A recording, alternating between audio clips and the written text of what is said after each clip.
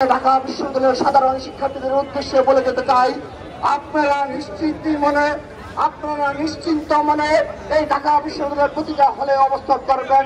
শুধু হলেই শেষ কথা নয়, আপনারা সারা বাংলাদেশের সকল শিক্ষা প্রতিষ্ঠানের সাধারণ শিক্ষার্থীদের বলে দেবেন, এই ছাত্রদল এই বাংলাদেশে কোনো ক্যাম্পাস দখলের রাজনীতি, হল দখলের রাজনীতি, রুম দখলের রাজনীতি হতে দেবে না ইনশাআল্লাহ।